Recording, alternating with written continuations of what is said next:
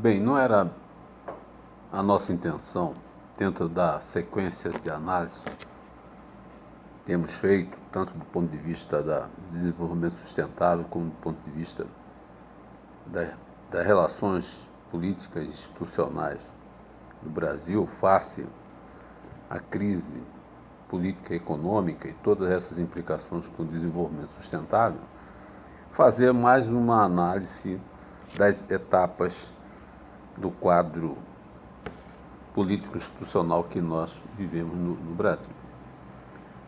Mas hoje, neste dia 23 de junho, a notícia da prisão do ex-ministro do Planejamento, Paulo Bernardo, posteriormente ministro das Comunicações, isso nos obriga a antecipar a avaliação do quadro, que, tendo em vista que nós gostaríamos de abordar de novo a conjuntura após a decisão, o desfecho do processo de impeachment da presidente Dilma, ora em andamento no Senado, com possibilidade de ser concluído em agosto.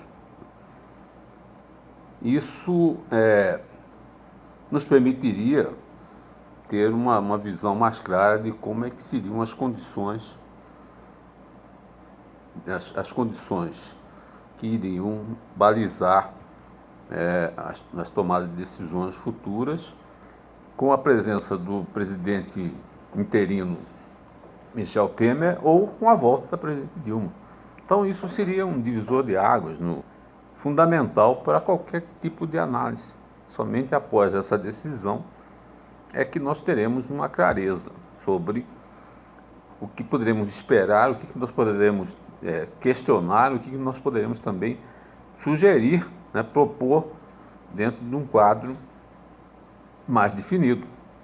Mas a prisão do ex-ministro Paulo Bernardo, ela tem uma importância muito grande, principalmente para nós que pensamos o Brasil, pensamos o desenvolvimento sustentável do Brasil, porque ele era o ministro do Planejamento.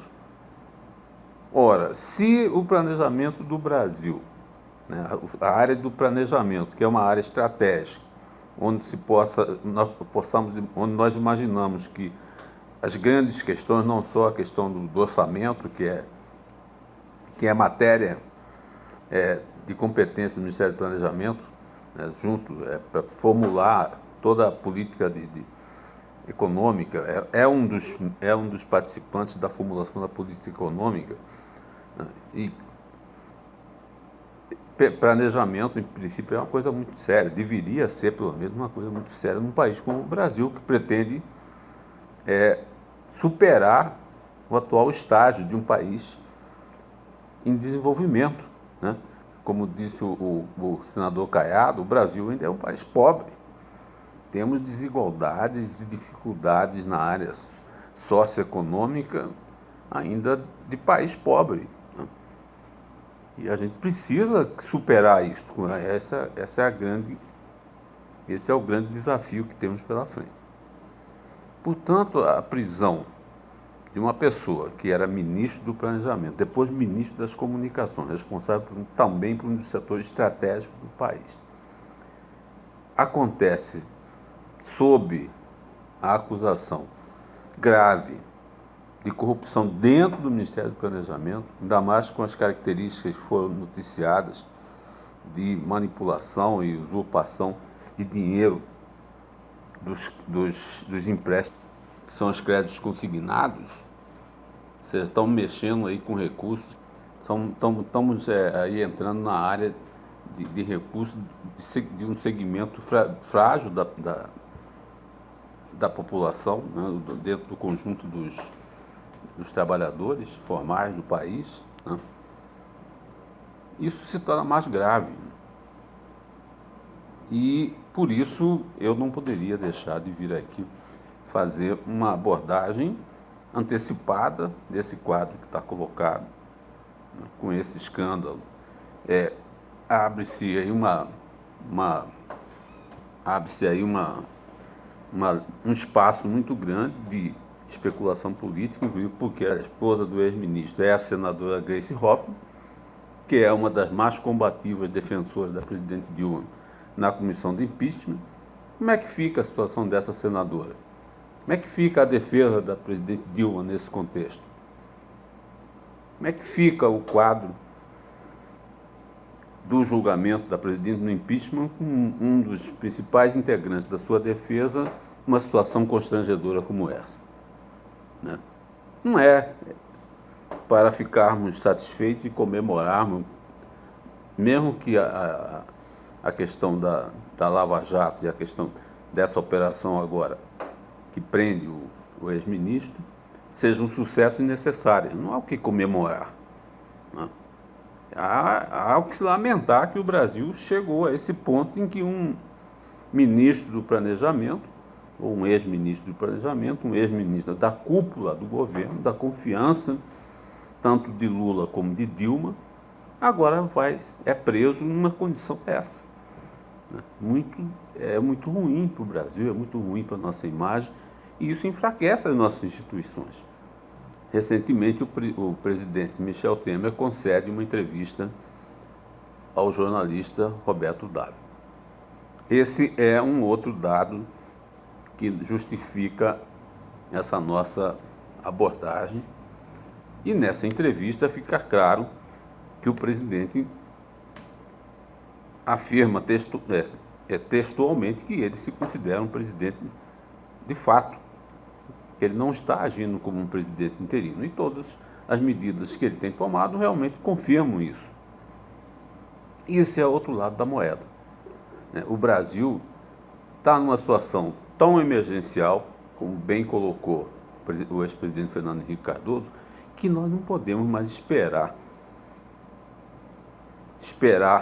passar o tempo, esperar o desfecho do impeachment da presidente Dilma para tomar as providências necessárias. Felizmente, o Congresso Nacional, apesar de todos os problemas com o afastamento do Eduardo Cunha, com todas as acusações contra o presidente do Senado, Renan Calheiros, está conseguindo responder devidamente às medidas emergenciais que estão colocadas. A definição do déficit fiscal de 170 bilhões de reais é um grande acerto da equipe econômica, porque não podemos viver um irrealismo orçamentário, um irrealismo fiscal. Então, colocar isso a pratos limpos foi uma primeira etapa fundamental para que se saiba que vai ser necessário gastar, para que o país não se afunde mais ainda. Mas a contrapartida disso terão que ser as medidas de médio e longo prazo, como está sendo colocado a questão da limitação dos gastos públicos, né, que não poderão não poderão ser corrigidos acima da inflação do ano anterior. E agora, com o acordo para a dívida dos estados, que foi pactuado esta semana, é mais um elemento também que faz com que os estados também se juntem a esse esforço de redução e contenção dos gastos, que é a contrapartida à anistia ou à extensão do prazo da dívida dos estados com a União. Então, é uma ação emergencial também, mas que tem lastro numa ação de estabilização econômica e financeira do Estado. Nesse sentido, sabemos que em 2016 não haverá crescimento econômico. Né? Continuamos com a expectativa de termos aí uma queda de entre 2% a 3% do PIB, que é, de uma certa forma, uma herança de tudo que foi feito de ruim pela ex-presidente Dilma, né, que deixou essa situação, e há possibilidade de que a partir do terceiro trimestre agora a economia começa a se equilibrar, né, e se chegar em 2017 a gente tiver um crescimento zero, já é uma grande conquista. Né? Portanto, este momento em que o ex-ministro do Planejamento é preso tem um duplo significado. Um, de que realmente as instituições, aí temos que respeitar a competência e respeitar a capacidade de iniciativa e de investigação do Poder Judiciário e da Polícia Federal e do Supremo Tribunal Federal, que conseguiram chegar a esse resultado espantoso para todos nós, né? Que pelas entrevistas que foram dadas pelos procuradores, pela Polícia Federal, resta pouca dúvida de que as provas contra o ex-ministro são consistentes. Claro que temos que dar o direito à dúvida, né? O direito à defesa, mas pela nossa experiência, pelo que a gente tem visto nessas operações, né, dificilmente um ex-ministro seria preso sem existir uma coleção, né, de provas e evidência muito forte. Tanto que não foi preso somente o ex-ministro, uma série de outros envolvidos nesse escândalo foram presos, né? Vamos aguardar que a evolução do processo aconteça. Se ele for culpado, que seja condenado por isso. Se não tiver culpa, que seja inocentado, né? Embora prejuízos à sua imagem, de qualquer jeito, elas já são inevitáveis, né? Um ex-ministro ser preso é uma coisa já bastante grave, não só para ele, como para a esposa dele, a senadora Gleisi Hoffmann, que ainda poderá ser chamada a responder junto ao seu marido, quem sabe. Nunca se sabe até onde vai a extensão, né, de uma relação como essa, né? E o segundo aspecto é a imagem do país fica comprometida no momento em que áreas estratégicas de um governo é atingido por um escândalo dessa natureza, né? A nossa credibilidade, que já era baixa, fica mais baixa ainda, e isso vai dificultar as negociações internacionais, todas as nossas relações, tanto no plano das relações internacionais, como no plano do comércio internacional, a parte principalmente no mercado financeiro, né? Esperamos que, por outro lado, esse é o outro lado da moeda, que o governo Temer ele tem a capacidade de reagir com competência a essa altura, né, para apressar essas medidas que são cruciais para que a gente consiga resgatar as condições de crescimento sustentável, né, principalmente na questão da estabilidade monetária e na estabilidade fiscal, que são os patamares para que os novos investimentos venham a ocorrer. E certamente outras medidas de abertura da nossa economia, né, principalmente a questão das facilidades, das condições mais favoráveis para os investimentos em infraestrutura e principalmente para incentivar cada vez mais a nossa vocação agrícola, agropecuária, que tem sido sustentáculo, né?